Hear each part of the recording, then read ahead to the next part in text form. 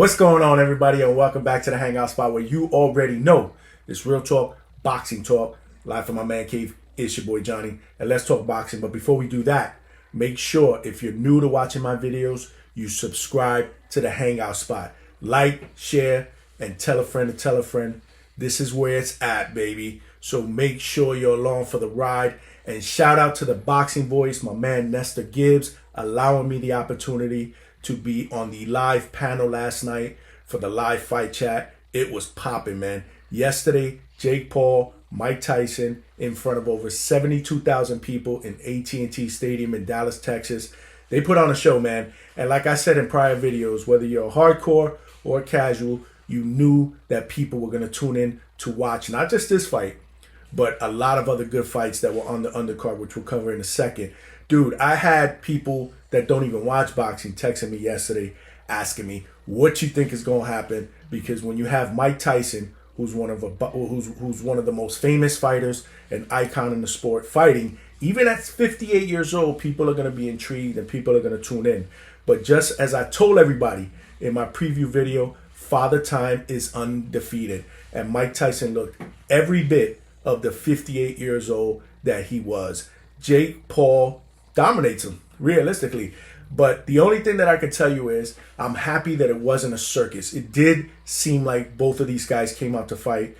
Jake Paul looked like he was trying to take Tyson out. I know after the fight he said that he was trying to take it easy on him and whatnot. I don't believe that. I saw the fight again. I think he was trying to take him out. He just couldn't. And that, to me, is probably the biggest criticism, because Mike Tyson was there for the taking, man. Like I said, 58 years old, man. There was no realistic chance, in my opinion, that he was going to go in there and beat a guy that he was 30 years older than. Not at this point in his career, man. Mike Tyson has been through a lot. I mean, his body has been through a lot, and it showed. It showed, man. And you just can't argue with facts, with reality, with logic. And people got drawn in because they were thinking they were going to see the Mike Tyson of the past, man. That guy, when he was at his peak, was a beast, right? But this fight wasn't taking place 35 years ago, man. It was taking place today, man. My thing is, it shouldn't have even happened. But I get why it happened, because if you look at it, again, sold out, AT&T Stadium where the Dallas Cowboys play. And shout out to Most Valuable Promotions, because they put together one hell of a telecast, man. The presentation was top of the line. It reminded me of like the old events that Showtime used to have, back in the days, man. It was dope. It was dope. I mean, Netflix, this was the first time that there was actually a live boxing event on that platform. And to Jake's credit, man, he broke Netflix. Bro, he broke Netflix. There was a point that my TV, it kept buffering, and we were in the live chat. And at one point, we had about 6 people on the panel, and it was happening to everybody. And there was a point where I think Netflix just shut down or something. I don't know the specifics of it, but at the end of the day, we were all fumbling around between our iPads, our iPhones, the TV, the Fire Stick, to see if we could catch, it clear everywhere. But that was just, attributed to how many people were actually watching that, man. But it was an event. It was an event. And to me, it was entertaining, man. You know what I'm saying? Like, I wasn't really too interested in the main event. I just didn't want it to be a circus. I wanted it to at least be entertaining, at least have a fight on our hands, and that's what we had. I was more looking forward to the co-main event. I was looking forward to Amanda Serrano against Katie Taylor Part 2, because that first fight was a banger in New York City. You know how the women do it up, man. They sold out the big room, and they didn't disappoint. That was a close, razor-thin decision for Katie Taylor, so it was only fitting that they do it again. And this time, Amanda Serrano was moving up in weight, and this fight did not disappoint. In fact, I'll go out on a limb and say I thought it was better than the first fight. By far better. A lot of action, a lot of blood.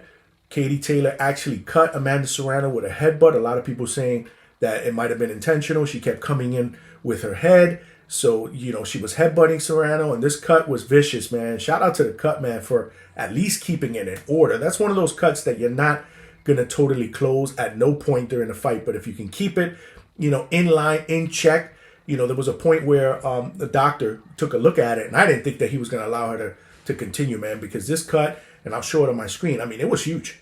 It was huge, but you get the feeling that the magnitude of the fight, the platform, they weren't gonna go in there and stop it. They were gonna allow it to continue as long as Serrano wanted to continue, and it wasn't hindering her eyesight. And it really, realistically, it didn't look like it did. Although it did change the complexity of the fight, because Serrano actually hurt Katie Taylor in the first round, and with a left hand. And this is another reason why I wish this fight was 3-minute rounds, man, because that happened right before the bell. That happened right before the bell to end the first round. And if there was another minute left, who knows? Maybe Serrano could have put her away, when she was at full strength. So, it was a good fight. Again, it was another good fight, back and forth. Katie Taylor, much props to her. They took a point away for headbutts at one point in the fight. But the final CompuBox numbers had Serrano outlining her by about 100 punches. But it looked a lot closer, while you were watching the fight. Because, again, it was back and forth action. Just back and forth action. I had Serrano winning this fight, but they give it to Katie Taylor by unanimous decision. But they ended up giving it to Taylor. But again, stylistically, they make for tremendous, tremendous fights. Will they do it again a third time? I don't know. They were talking about it. Both these women made $6 million. But in a sense, a lot of Amanda Serrano fans are saying that she did get robbed. Why even go in there and go a third time? What are you going to do? You're going to fly to Ireland and you're going to fight her there? Unless you knock her out, people are going to think that you're not going to get a decision there. So unless it's a money grab or you're trying to make more money, or truly Serrano feels like she won the first 2 fights and she wants to do something along the lines of what Marquez did with Pacquiao. He continued to fight Pacquiao until he finally put him to sleep. I don't know. Who knows if that happens again. They're talking about it, or they were talking about it, after the fight. But I don't know. If it were me, I were Amanda Serrano, I would just retire, man. There's nothing realistically to prove. She's won titles in multiple weight classes, 7 division champion. She was moving up in weight, to fight Katie Taylor last night. She's got 3 good, young, solid fighters in her stable and her promotion company. John Paul Rivera looks like he's going to be a beast at featherweight. Alexis Chop Chaparro, he's going to be a beast. She's got Crystal Rosado, who can be that next up and coming female Puerto Rican star. So if I were her, I'd bank in. She's a multimillionaire. Retire, worry about growing your promotion company. You got nothing else to prove. You're still going to go down as one of the true legends of female boxing and boxing in general, especially from a Puerto Rican standpoint. So much props to the females. They came through. We also had Mario Barrios and Abel Ramos in the fight before that. Mario Barrios, the WBC welterweight champion, and that was a banger, man.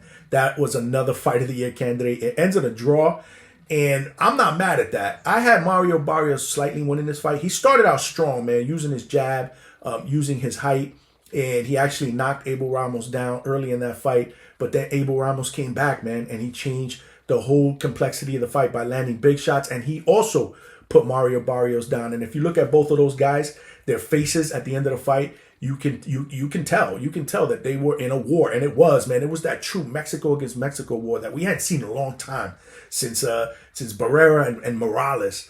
But I'm not mad at the draw. Like I said, I had Mario Barrios winning, but I would love to see them do it again, man. I would love to see a rematch. I think the people are going to request. They're gonna screen for a rematch because there was so much action and back and forth in this fight as well. 2 guys that were hurt, they were wounded, but they kept fighting to the end. And I give Barrios a lot of credit.